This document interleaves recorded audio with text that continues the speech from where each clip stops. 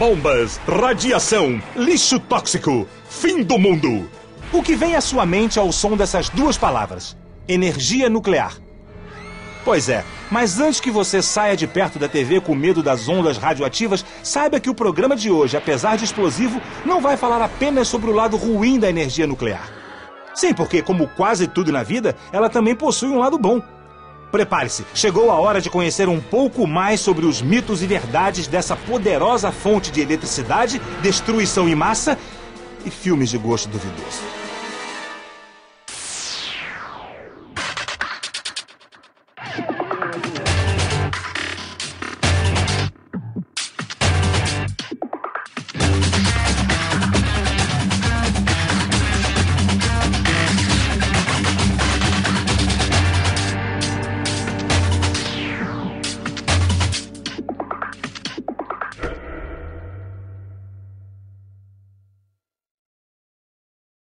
É fácil entender de onde a energia nuclear recebe o seu nome.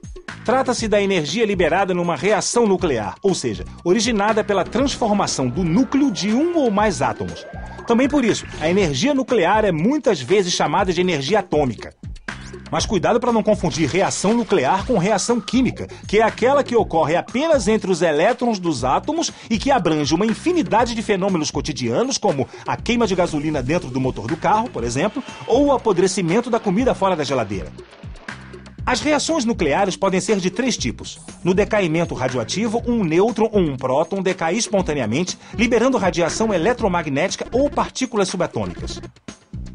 Existe ainda a fissão, em que o núcleo se divide em dois ou mais núcleos de elementos diferentes, liberando energia no processo. E a fusão, em que dois ou mais núcleos se unem para formar um novo núcleo, também liberando energia. No programa de hoje falaremos especificamente das reações exotérmicas de fissão e fusão que podem ser induzidas artificialmente. Para explicar melhor a fissão nuclear, vamos usar o seguinte exemplo. Após ser bombardeado por nêutrons, um átomo de urânio tem seu peso atômico aumentado de 235 para 236. Isso faz com que ele se torne instável e se divida em dois átomos mais leves e de elementos diferentes, por exemplo, criptônio 92 e bário 141.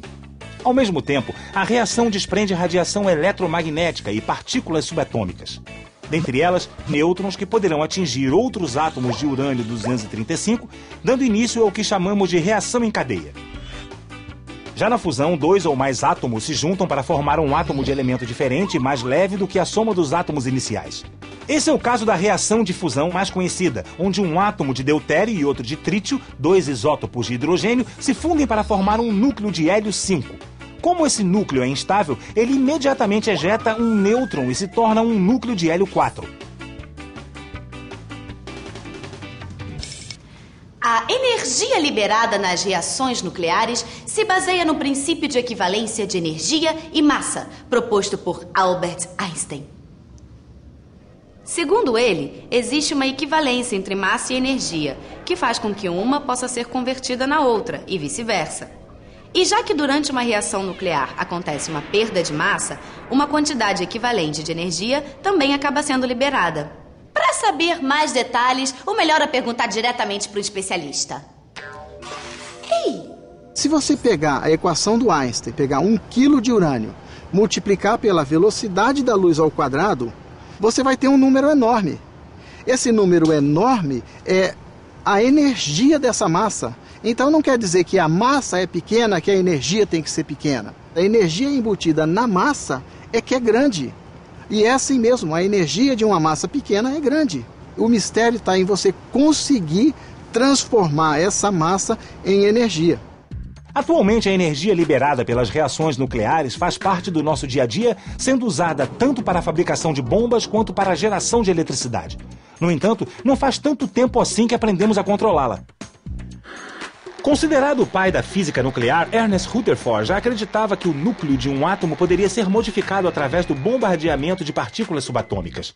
Não por acaso, em 1932, dois alunos seus, John Cockcroft e Ernest Walton, conseguiram dividir artificialmente um núcleo de lítio usando um acelerador de partículas para bombardear o lítio com prótons e produzir, assim, dois núcleos de hélio. No mesmo ano, James Chadwick descobriu uma nova partícula subatômica que foi chamada de nêutron por conta de sua ausência de carga elétrica. Essa descoberta foi fundamental para o desenvolvimento da tecnologia nuclear nos anos seguintes. Ao vislumbrarem o potencial energético que se descortinava à sua frente, cientistas de diferentes nacionalidades se dedicaram à pesquisa da fissão do urânio através do bombardeamento de nêutrons. Às vésperas da Segunda Guerra, o mundo vivia um período de grande instabilidade política. Por isso, quando Otto Hahn e Fritz Strassmann realizaram experimentos bem-sucedidos em Berlim, capital da Alemanha, as consequências foram no mínimo explosivas.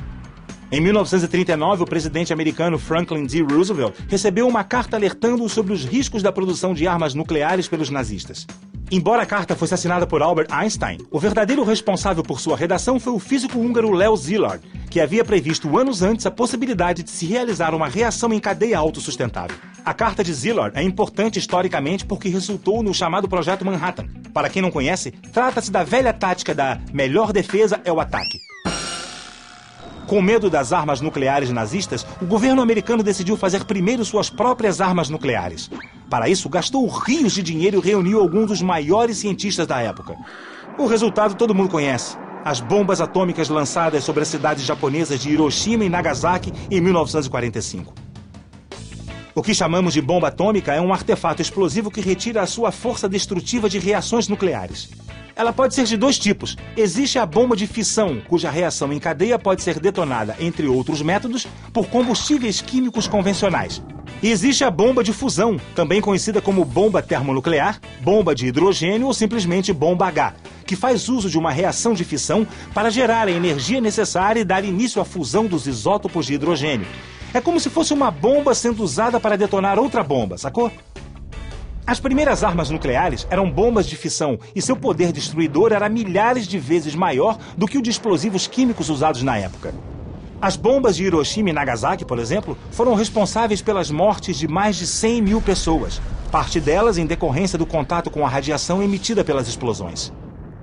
No entanto, quando comparadas às ogivas termonucleares desenvolvidas posteriormente, as primeiras bombas atômicas perdem muito do seu impacto. Só para se ter uma ideia, em 1961, na antiga União Soviética, a maior bomba de fusão já detonada liberou uma energia de 50 megatons, o equivalente a 50 milhões de toneladas de dinamite. Isso é mais do que 1000 vezes a potência das explosões de Hiroshima e Nagasaki juntas.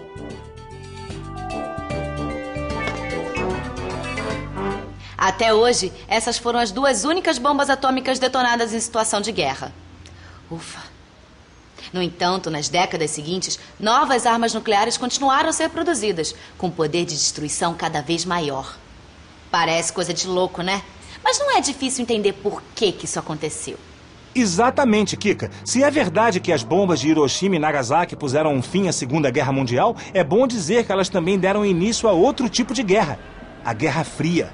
Durante quase 50 anos, o mundo ficou polarizado política e ideologicamente. De um lado, o capitalismo dos Estados Unidos e do outro, o comunismo da União Soviética. Embora não houvesse nunca um conflito aberto e declarado entre as duas superpotências, o risco de que isso viesse a acontecer um dia fez com que russos e americanos passassem a produzir incessantemente ogivas nucleares, formando arsenais com capacidade de destruir algumas vezes o nosso planeta.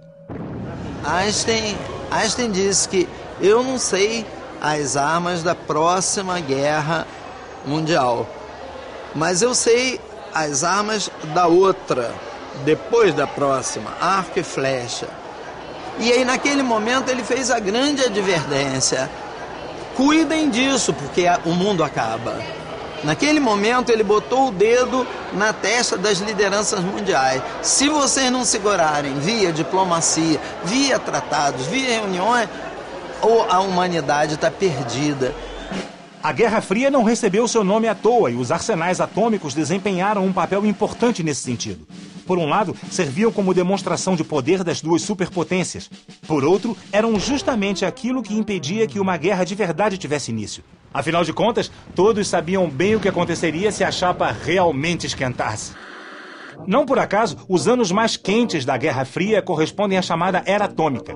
Durante esse período, a tecnologia nuclear esteve muito presente no cotidiano das pessoas sob a forma de um risco iminente de completa destruição.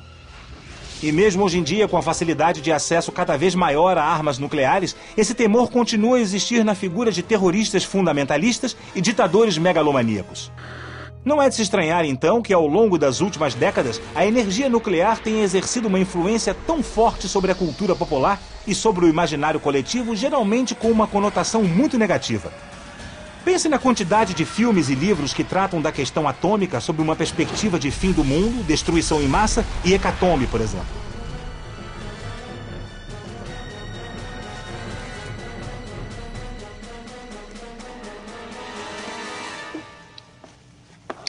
Não dá pra acreditar nas coisas que acontecem nos filmes de hoje em dia. Eles são muito exagerados. No programa de hoje você aprendeu um pouco mais sobre a energia nuclear e viu o poder destruidor que ela possui.